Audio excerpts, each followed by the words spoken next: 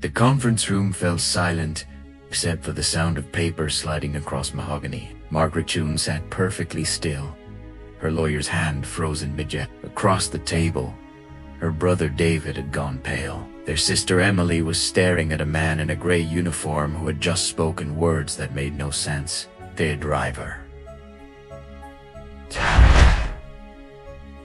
This is the story of how an inheritance meeting in Hartford, Connecticut, became the site of a family's complete unraveling, and how the person they had ignored for years held every answer they were afraid to hear. It was November 7, 2023. The meeting was scheduled for 2 p.m. at Whitmore & Associates, a law firm that had represented the Townsend family for 40 years. Richard Townsend had died 6 weeks earlier at the age of 74. The man who had driven their father to appointments for 3 years. He had just said something that legally shouldn't have been possible. Heart failure. Sudden, but not unexpected, given his medical history. He had been a commercial real estate developer in Connecticut, Massachusetts. His estate was valued at approximately $11 million.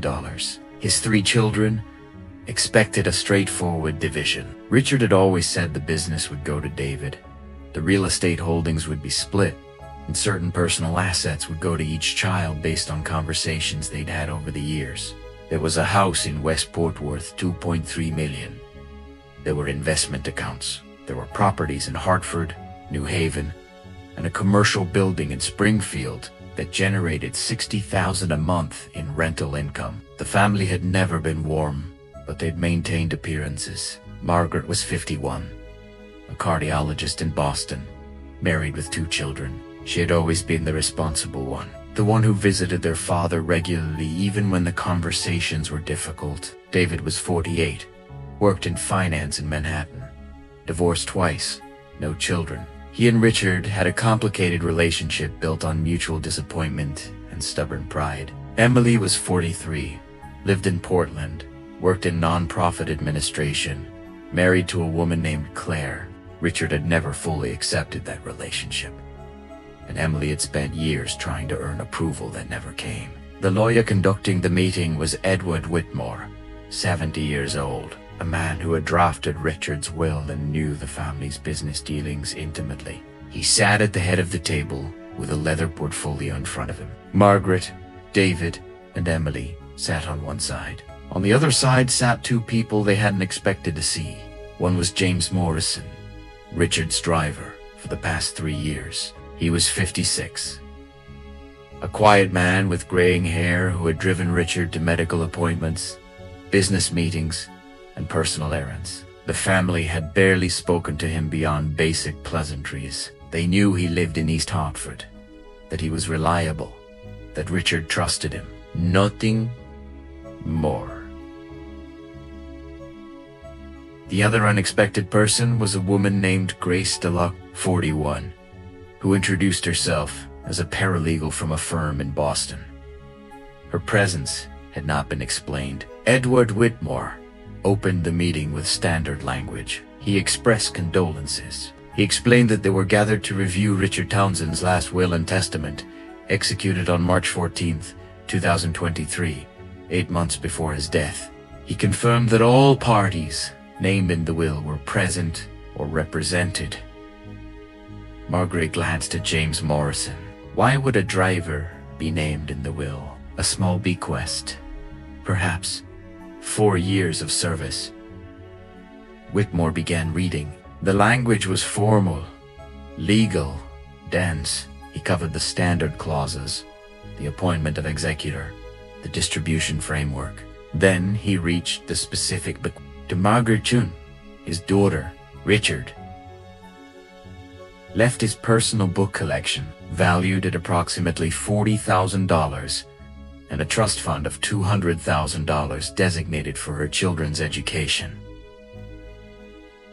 Margaret's face tightened. A book collection, $200,000 for her kids, when the estate was worth $11 million. To Emily Townsend, his daughter, Richard left his collection of art and antiques, valued at approximately $75,000, and a lump sum payment of $150,000. Emily looked at Claire, confusion in her eyes. 150,000. That was barely 1% of the estate. To David Townsend, his son, Richard left the commercial property in New Haven, valued at $1.2 million, with an outstanding mortgage of $800,000. Net value, $400,000. David stood up. His voice was controlled, but hard.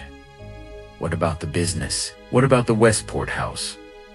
What about the investment accounts? Edward Whitmore looked at him over his reading glasses. I'm getting to the remainder of the estate. David, please sit down. David sat, but his hands were shaking. Whitmore continued. The Westport residence, all remaining real estate holdings, the business entity Townsend Development Group, and all investment and bank accounts in Richard Townsend's name, totaling approximately $9.2 million in assessed value, are to be held in trust. A trust. Margaret leaned forward. For who? Whitmore paused. The trust is designated for Olivia Marie Townsend, born April 9th, 2012. Trustees appointed to manage the assets until her 25th birthday are James Edward Morrison and Christella. The room went silent. Emily spoke first, her voice barely above a whisper. Who the hell is Olivia Marie Townsend? James Morrison, the driver, looked directly at her. She's Richard's daughter. My daughter. Our daughter. That's when everything stopped making sense. Margaret's brain couldn't process what she was hearing. David was on his feet again, shouting. Emily sat frozen. Edward Whitmore raised one hand, his voice cutting through the noise. I understand this is a shock. However, I need to finish reading the will. There are additional documents that provide context. Margaret found her voice cold and sharp. That man is the driver. He's lying. This is fraud. James Morrison didn't flinch. I have documentation, birth certificate, DNA test results witnessed by a court-appointed official, acknowledgement of paternity signed by Richard on April 30th, 2012. It's all notarized and filed with the probate court. Grace Delacroix opened a folder and slid papers across the table. These are certified copies. Olivia is 11 years old. She lived with her mother, Nicole Morrison, James's ex-wife, in Glastonbury. Richard has been providing financial support since her birth. He established the trust structure 2 years ago and updated it in March to include the majority of his estate. David's voice was shaking with rage. Our father had a child with the driver's wife, and nobody thought to mention this. James's jaw tightened. Nicole and I were separated when she met Richard. She worked as a physiotherapist. She treated him after his first surgery in 2011. They had a relationship. It ended before Olivia was born, but Richard acknowledged paternity. He asked me to work for him in 2020. As part of the arrangement, he wanted to be close to Olivia without making it public. Margaret's mind was racing. 3 years. This man had driven her father around for 3 years, and the entire time, he was the ex-husband of Richard's former lover and the stepfather to Richard's illegitimate daughter, and they'd all pretended it was nothing. Emily's voice cracked. Why would Dad do this? Why would he leave almost everything to a child we've never met? Edward Whitmore cleared his throat. There's a letter. Richard asked me to read it aloud if there were objections. He pulled out a single sheet of paper, handwritten. The handwriting was shaky but recognizable as Richard's. To Margaret, David, and Emily. If you're hearing this, it means I'm gone, and you're angry. You have a right to be. I've made many mistakes as a father. I was absent when you needed me. I was critical when I should have been supportive. I prioritized work over family for decades. By the time I realized what I'd lost, it was too late to fix it. Olivia represents a second chance I didn't deserve. When I met Nicole, I was 62, recovering from surgery. And for the first time in years, someone saw me as a person. Instead of a name or a bank account. Our relationship was brief, but when Olivia was born, I made a choice. I could repeat my mistakes, or I could do something different. I know this will hurt you. I know you'll feel betrayed, but Olivia is innocent, and she deserves the security I failed to provide for you emotionally. The amounts I've left you are not punishments. They're what I calculate I actually gave you during your lives, when adjusted for inflation and interest. Everything else goes to her because I want her to have what I should have built for all of you. A foundation without resentment. If you contest this will, you'll lose. I've structured it carefully with legal counsel. If you try to contact Olivia or her mother with hostility, the trust includes provisions to protect them legally. I'm sorry. I wish I'd been better. Reacher! The room stayed silent for a long time. Emily was crying. Margaret's face was stone. David looked like he'd been struck. If stories like this interest you, subscribing helps you catch the next one. Margaret was the first to recover. Her voice was measured. Professional. I want to see every document. Birth certificate, DNA results, paternity acknowledgement, trust, instrument, everything. I want to know when these were filed, who witnessed them, and what legal review was done. Grace Delacroix nodded. I anticipated that. I have complete copies for each of you. The DNA test was conducted by Genelab Services in Boston.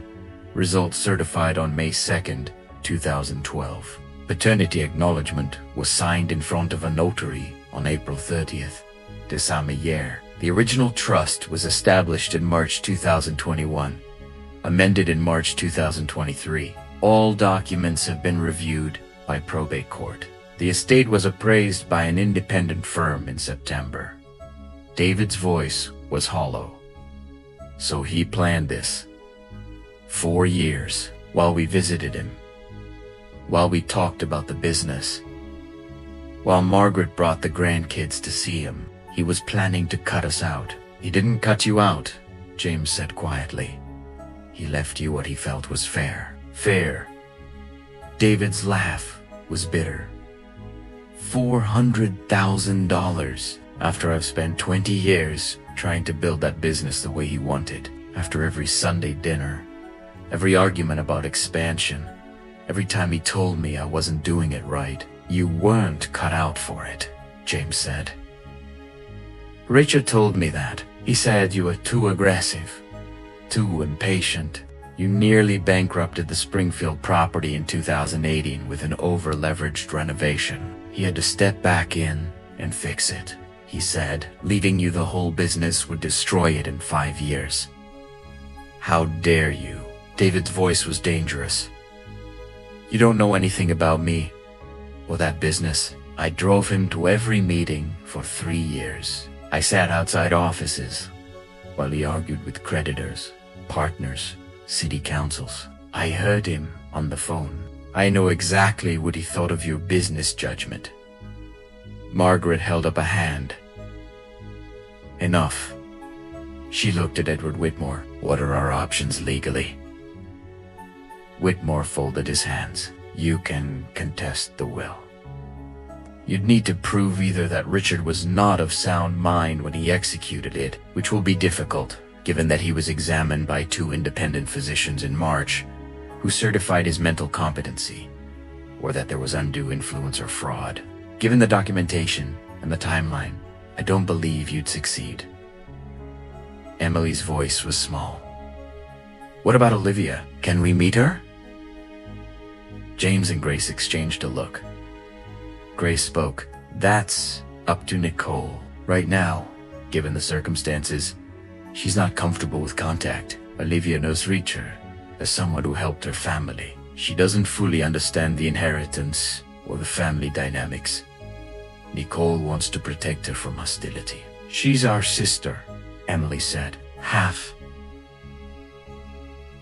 Sister, doesn't that matter?" James's expression softened slightly. "It might matter someday. Not now. Not like this." The meeting continued for another 90 minutes. Documents were reviewed. Questions were asked about specific assets, tax implications, timelines for distribution.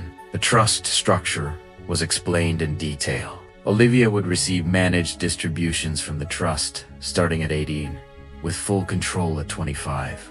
Until then, James and Grace, as co-trustees, would manage the assets in her interest, including funding her education, healthcare, and living expenses. Margaret asked about Richard's final months. Had he been in contact with Olivia? "Yes," James said. "I brought her to see him twice a month. She thought he was a family friend. He'd read to her, talk to her about school. He was different with her than he was with you. Gentler." The words landed like stones. Margaret's face didn't change, but something in her eyes went cold. The meeting ended at 5:30. Edward Whitmore reminded them they had 30 days to file any contests to the will. He encouraged them to think carefully before taking legal action that would be expensive and likely unsuccessful. As they gathered their papers, David turned to James. "You planned this? You and your ex-wife. You saw an old man, a rich man, and you played him." James met his eyes. Nicole never asked Richard for anything. He pursued her. When she got pregnant, she was going to raise Olivia alone. Richard insisted on being involved. He set up the financial support. He's the one who offered me the job. I took it because it meant I could keep an eye on the situation, make sure Nicole and Olivia were protected. But I didn't plan any of this. You expect us to believe that? I don't care what you believe. The documents speak for themselves. They left separately. Margaret walked to her car in silence, her husband trying to talk to her. David stood on the sidewalk, making phone calls to lawyers. Emily sat in the parking lot with Claire, sobbing. Inside the law office, James Morrison sat alone with Grace Delacroix. He looked exhausted. "That was worse than I expected," he said. Grace was reviewing her notes. "They'll contact David, at least. Maybe Margaret. Let them." Richard made sure it's airtight. James leaned back. "People think drivers don't pay attention. They think we're furniture. But I heard everything, every conversation Richard had in that car for 3 years. Every fight with David about money. Every time Margaret called asking for loans for her practice. Every time Emily tried to get him to accept Claire and he changed the subject." Grace looked up. "You didn't tell them that?" "No. But I could. If they push this, I have 3 years of context they don't know I have. Richard knew that too, didn't he? That's why he trusted you." James nodded slowly. He said I understood loyalty. He said his kids understood transactions. The story of what happened next can't be told in a single timeline, because the family fractured into separate paths, each pursuing different strategies, each convinced they were the victim. Margaret hired a lawyer within 3 days. Her argument was based on undue influence. She claimed James Morrison had manipulated Richard during a vulnerable period, that the trust structure was designed to benefit James financially as trustee, and that Richard's declining health had made him susceptible to manipulation. Her lawyer, a probate specialist named Andrea Voss, filed a petition to contest the will on November 21st.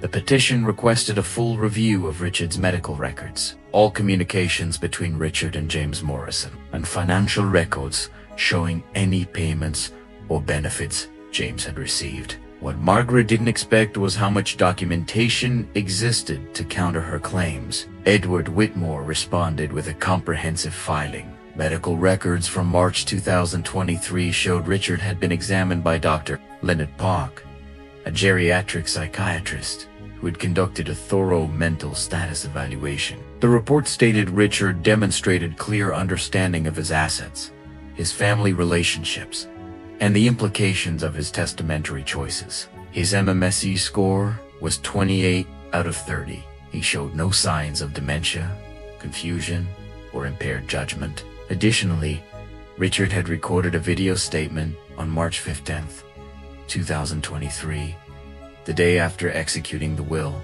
In it, he sat in Edward Whitmore's office and explained his decisions in detail, unprompted, speaking directly to camera. The video was devastating to Margaret's case. Richard's face on screen was tired but clear.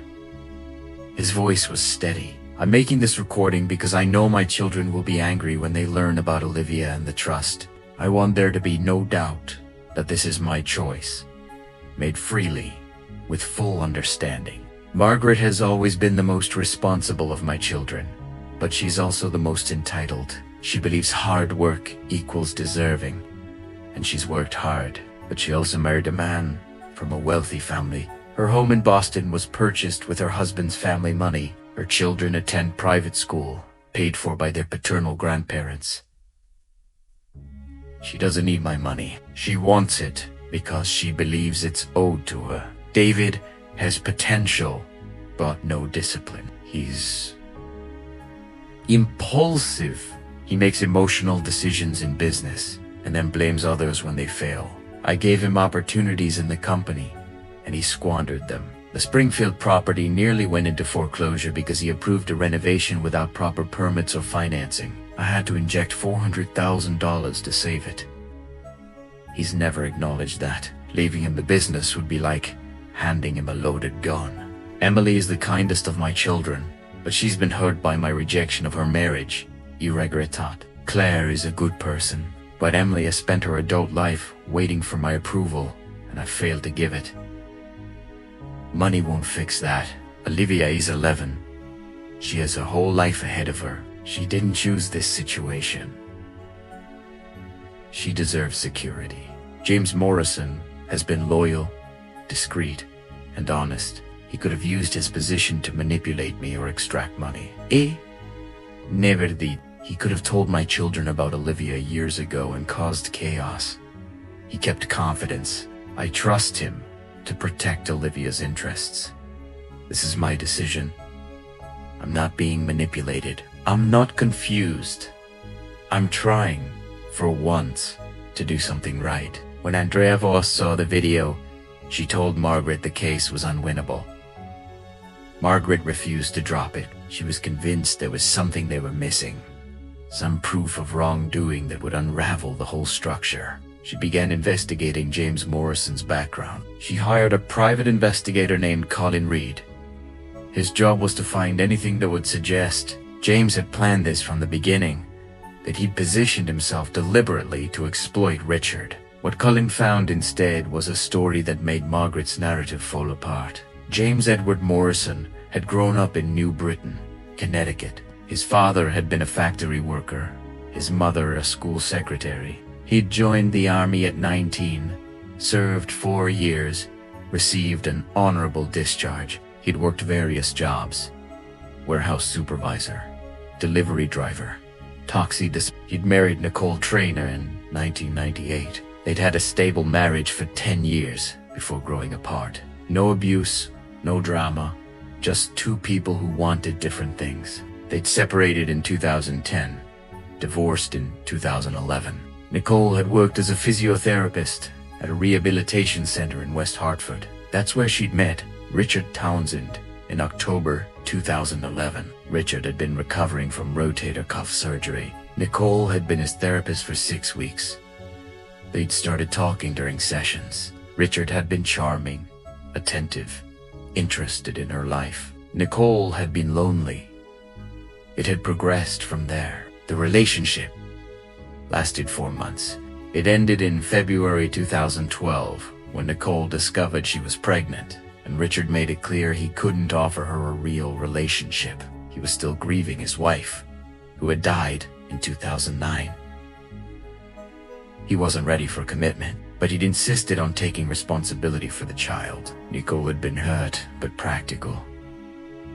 She'd accepted financial support. When Olivia was born, Richard had signed the paternity acknowledgement without hesitation. He'd set up a monthly payment system, $3,500, deposited directly into an account for Olivia's expenses.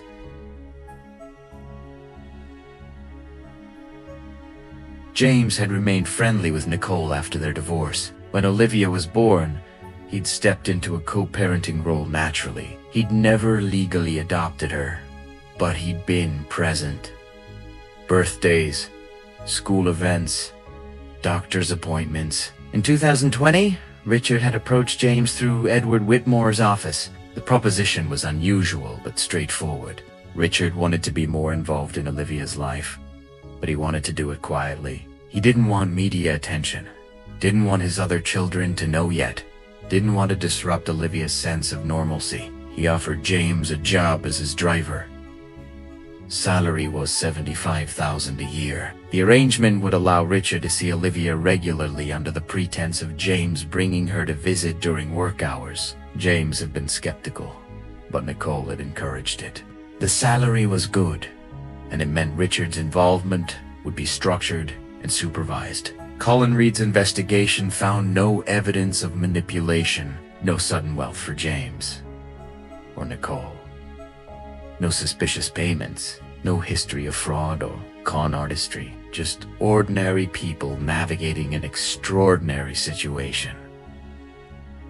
Margaret didn't want to hear it. She told Colin to keep digging. While Margaret fought the legal battle, David pursued a different strategy. He tried to undermine the trust by attacking its financial structure. David's argument was that the trust was over-leveraged, and that James and Grace, as trustees, were mismanaging assets. He filed complaints with the probate court, claiming the estate had been overvalued, that certain properties had hidden liabilities, and that the trustees were making decisions that benefited themselves. His lawyer, Robert Klein, demanded full financial disclosure and an independent audit of the estate. What David didn't know was that Grace Delacroix had anticipated exactly this. Grace had worked as a paralegal for 15 years, specializing in estate administration and trust management. She'd been recommended to Richard by Edward Whitmore. Her job was to ensure the trust was bulletproof. Every asset had been appraised by independent professionals. Every property had been inspected for code violations, environmental issues, and title problems. Every investment account had been reviewed by a fiduciary advisor. The trust document included detailed provisions for trustee compensation, conflict of interest management, and beneficiary protections. When David's audit demand came through, Grace provided everything within 10 days. The audit was conducted by a firm David's lawyer selected. It took 6 weeks. The result: the estate had been slightly undervalued. The correct total was $9.4 million, not $9.2. There were no hidden liabilities. The trustees had made no suspicious transactions. In fact, they'd improved the estate's position by refinancing one property at a lower interest rate and selling an underperforming investment. David's lawyer advised him to drop the challenge. David refused. He was convinced this was personal. Richard had done this to punish him, to humiliate him, to prove David was a failure. He started drinking more. His work performance suffered. He was asked to take a leave of absence from his firm in February 2024. Emily took a different path entirely. She wasn't interested in fighting. She wanted to understand. In December 2023, she reached out to Nicole Morrison through a carefully worded email. She explained who she was, that she wasn't hostile, that she simply wanted to know about Olivia and about her father's relationship with her. Nicole didn't respond for 2 weeks. When she did, it was cautious. She agreed to meet for coffee in a neutral location, a cafe in Farmington. They met on January 9th, 2024. Nicole was 46, slim, with dark blonde hair and a wary expression. Emily brought Claire for support. The conversation was awkward at first. Nicole explained that she'd never intended to disrupt Richard's family. She'd loved him briefly, but she'd understood the situation. He'd been clear that he couldn't give her a future. When she'd gotten pregnant, she'd been prepared to raise Olivia alone. Richard had insisted on being involved, Nicole said. He'd wanted to be a father to Olivia in ways he felt he'd failed with you and your siblings. He talked about you sometimes. He said he'd been too hard on you, too absent, too focused on business. He said with Olivia he could do it differently because there was no history, no baggage. Emily asked if she could meet Olivia. Nicole hesitated. She's a child.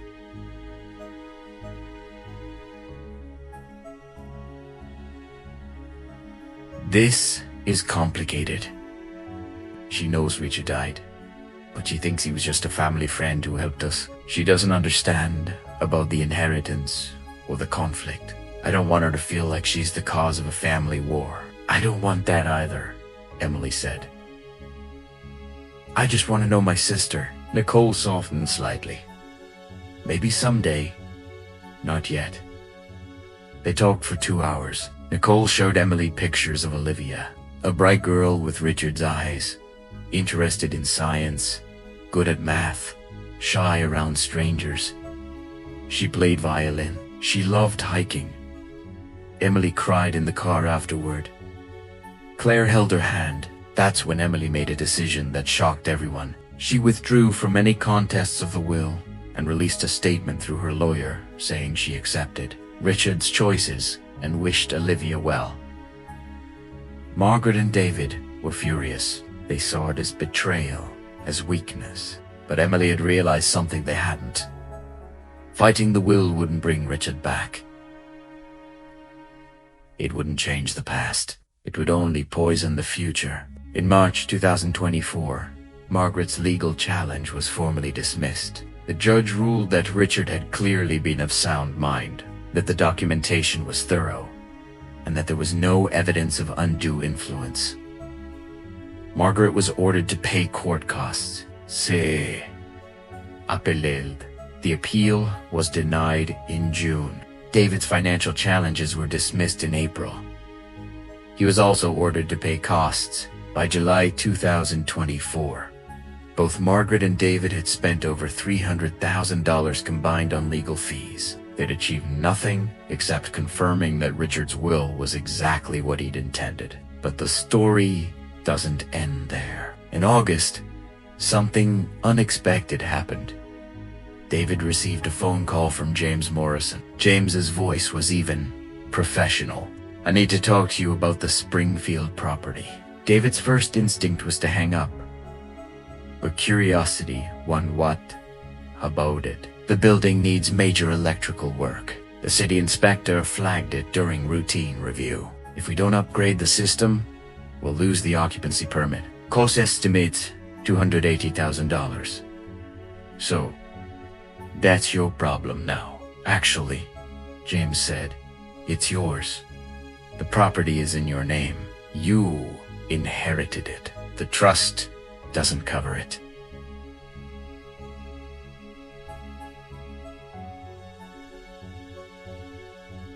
David felt ice in his stomach.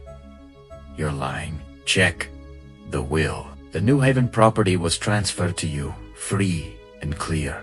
That means you're responsible for all maintenance, taxes, and code compliance. The tenants are already threatening to sue because of electrical issues. If you don't fix it, you'll lose the rental income and face legal liability. David pulled out his copy of the will. He read it again, carefully. James was right. The property had been transferred to him outright. That meant it was his responsibility. How much is the rental income? James asked. $42,000 a year after mortgage payments. And the repair cost is $280,000. You'll be paying that off for 7 years, just to break even. Of course, you could sell the property, but with the electrical problems disclosed, you'll have to sell at a loss. Why are you telling me this? Because James said, "I'm going to make you an offer. The trust will buy the property from you for $900,000. That's $100,000 more than the appraised value. You walk away with clean cash, no liability, and the trust absorbs the repair costs." David was silent. Richard knew this was going to happen, didn't he? James's voice was quiet. "Yes. The electrical system was already failing when he left you the property. He knew you'd either have to spend money you don't have to fix it, or sell it at a loss.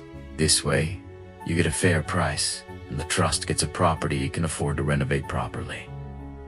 He set me up. He gave you a choice. You can hold on to the property out of pride and bleed money for years, or you can take the offer and move on." David wanted to refuse.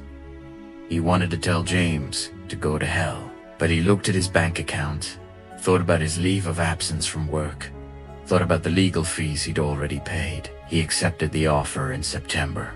Margaret found out about the sale and felt betrayed. She stopped speaking to David. By November 2024, 1 year after Richard's death, the family had completely fractured. Margaret spoke to no one. David had moved to Chicago to start over with a new firm. Emily maintained occasional email contact with Nicole and had been allowed to send Olivier a birthday card in April, though she'd received no response.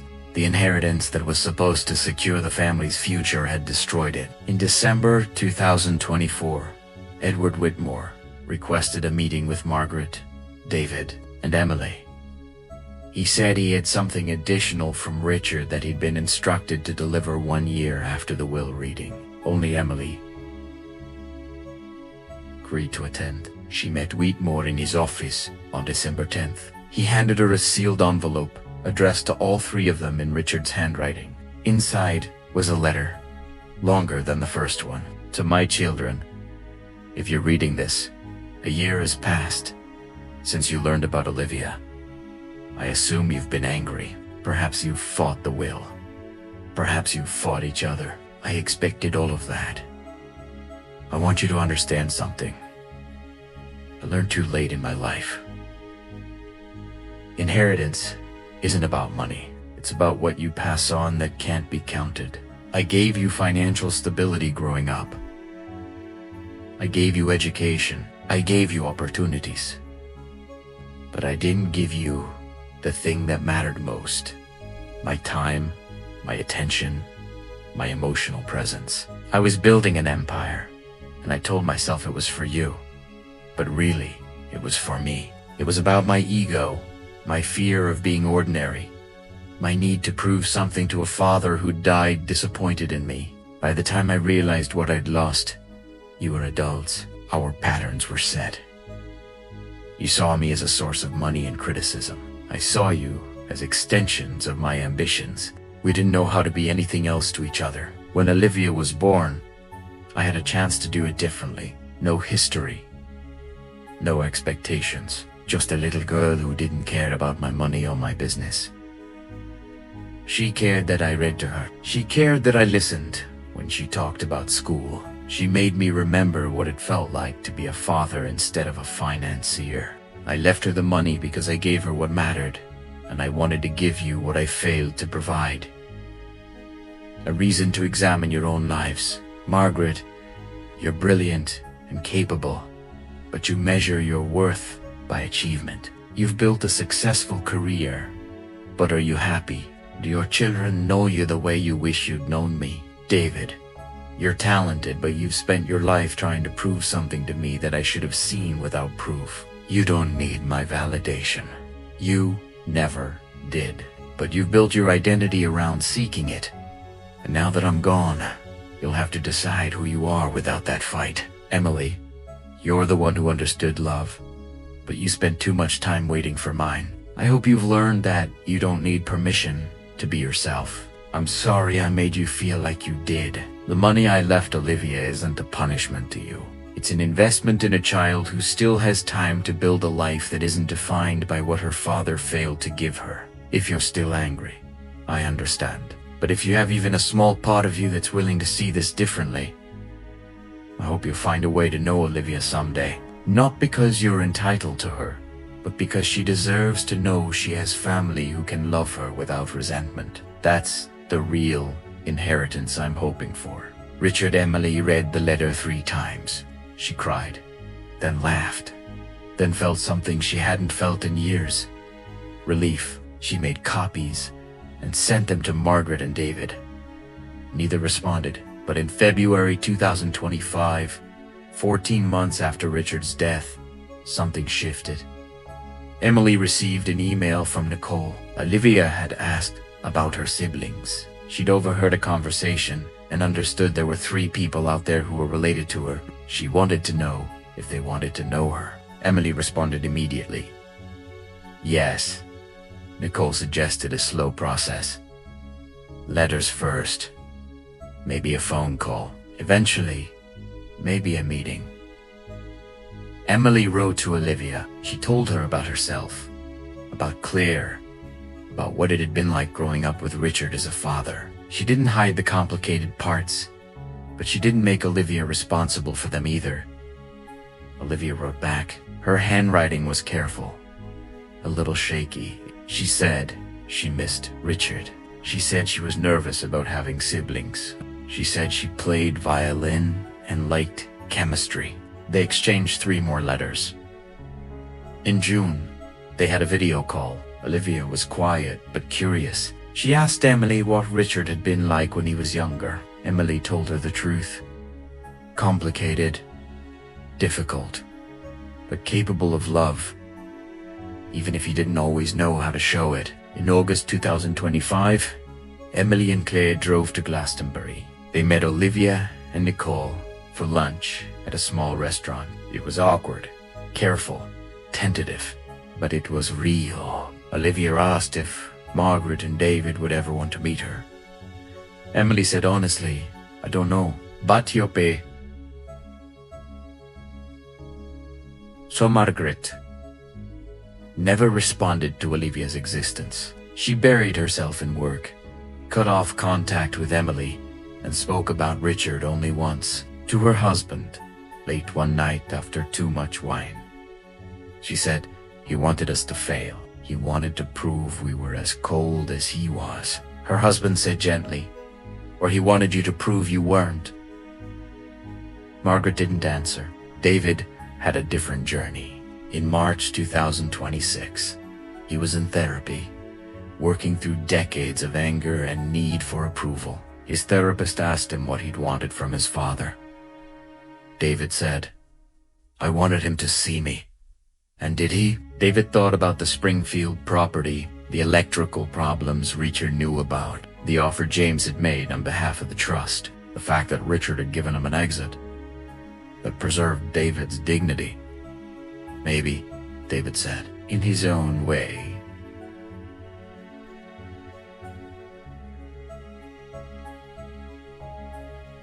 In his own way. 3 months later, David sent a letter to Olivia through James Morrison. He didn't ask to meet her. He just said, I'm your brother. I'm not ready yet, but I want you to know I'm glad you exist. Olivia kept the letter in a box under her bed. By the time Olivia turned 13 in April 2026, the inheritance had done exactly what Richard had designed it to do. It had forced his children to confront what they valued, what they resented, and what they were willing to become. The money was never really about the money. The meeting that turned chaotic when a driver revealed every family's secret wasn't the end of the story. It was the beginning of something harder and more honest than any of them had expected. James Morrison continued as trustee. He managed the properties, the investments, the distributions. He took no more than his contracted fee. He attended Olivia's violin recitals. He made sure she understood that she was loved, not just wealthy. Grace Delacroix remained co-trustee, managing the legal and financial structures with precision. She and James met quarterly to review the trust's performance. It grew steadily, carefully, responsibly. Nicole continued to protect Olivia from the worst of the family conflict, while allowing her to build relationships at her own pace. Edward Whitmore retired in late 2025. Before he left his practice, He told James that Richard's will was the most complicated and the most honest document he'd ever drafted. He said Richard had understood that people don't change because you give them money. They change because you give them a reason to. The Westport house was sold in 2026. The proceeds went into Olivia's trust. She would receive her first distribution in 7 years, when she turned 8. Until then, the money sat, invested, growing, waiting. The inheritance destroyed the family Richard had built through absence and expectations, but it created the possibility of something else. Something smaller, more fragile, but real. Emily and Olivia continued their careful relationship. Phone calls every few weeks, occasional visits, a birthday gift, a shared interest in science. David sent letters twice a year, short, awkward, but consistent. Margaret never made contact. She focused on her career, her children, her marriage. She told herself she'd moved on, but she kept the copy of Richard's second letter in her desk drawer. And sometimes, late at night, she read it. The driver who revealed every family secret didn't do it out of malice or revenge. He did it because Richard Townsend had asked him to be the one person who would tell the truth when everyone else was expecting comfortable lies. James Morrison had spent 3 years listening to a family tear itself apart over assumptions, entitlements, and unspoken resentments. He'd watched Richard try to build something better with Olivia, something that wasn't transactional. And when the time came to speak, James had said exactly what needed to be said. Not because he wanted to hurt anyone, but because silence had already done enough damage. The inheritance meeting in that conference room in Hartford was the moment when years of quiet dysfunction became undeniable, when the cost of emotional absence was calculated in dollars and legal documents, when 3 adults realized their father had seen them more clearly than they'd seen themselves. The chaos wasn't caused by the driver's revelations. The chaos had always been there, hidden under politeness and assumptions. James Morrison just turned on the lights. In the end, the inheritance wasn't $11 million. It was a question Richard left behind. What do you value more? What you're owed, or who you could become? Some of his children were still trying to answer that, and Olivia, the girl at the center of it all, was growing up knowing she was wanted, not for what she represented or what she could provide, but simply because she existed. That was the inheritance that mattered. That was what Richard had been trying to give all of them, all along.